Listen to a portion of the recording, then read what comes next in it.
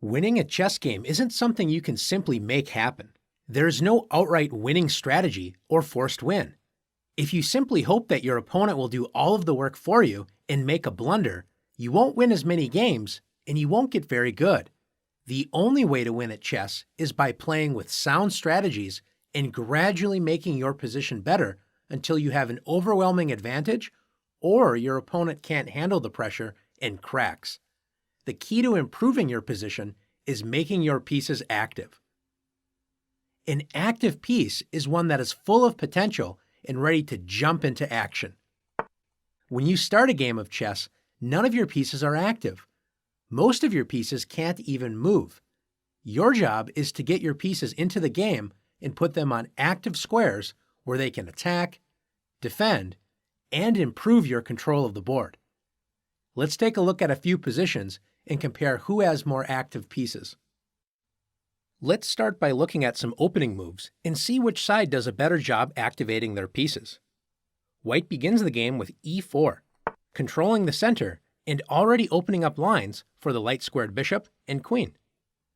Black plays h6. This pawn controls g5 but does nothing to help with development. White plays knight f3. The knight activates toward the center, controlling the d4 and e5 central squares. Black plays knight a6, developing a piece, but unlike White's last knight move to f3, Black's knight on a6 does not control the center and only controls 4 squares, b4, c5, c7, and b8. Let's compare that to the knight on f3. 1, 2, 3, 4, 5, 6, 7, 8.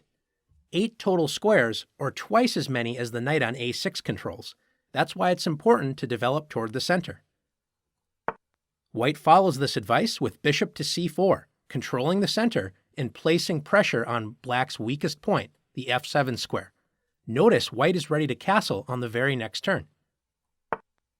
Black plays h5, moving the h-pawn for a second time, which does not control any central squares and wastes time that could have been used to develop a piece. White castles the king to safety and brings the rook toward the center.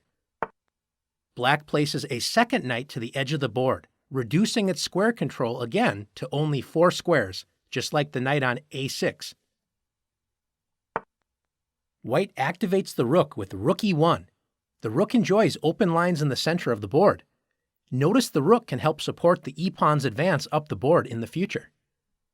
Taking a look at White's position, you can notice that White has placed a pawn in the center, has developed pieces to active squares that help control the center, and White has also castled the king to safety.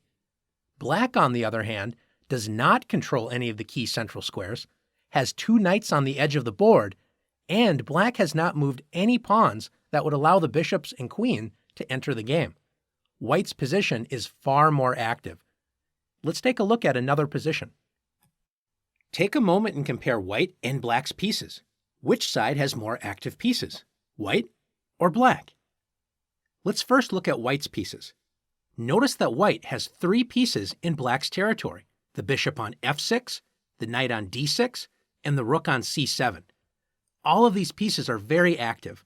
The bishop on f6 controls a lot of key squares right in front of Black's king, and notice the bishop controls the entire a1 to h8 diagonal. This bishop also controls h4 to d8, controlling a lot of dark squares right in Black's territory. The knight on d6 is excellently placed. It's putting pressure on f7, b7, and the bishop on c8. Notice White's rook on c7 is doing the same thing, pressurizing all 3 of these targets as well.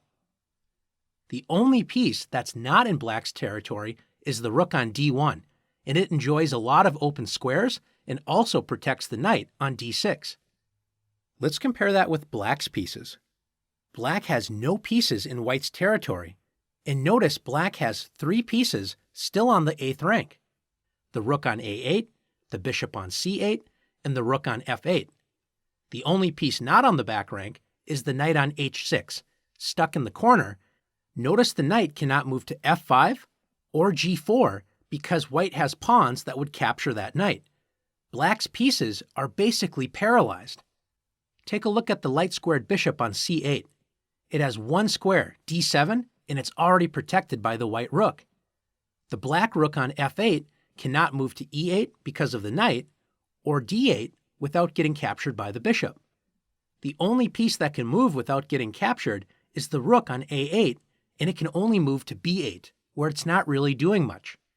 So to take a look at this position, we can say white has very active pieces and black has very inactive pieces.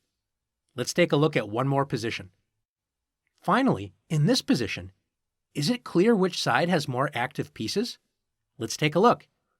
Notice that both sides have pawns directly in the center, d4 and d5. Both sides have very active bishops.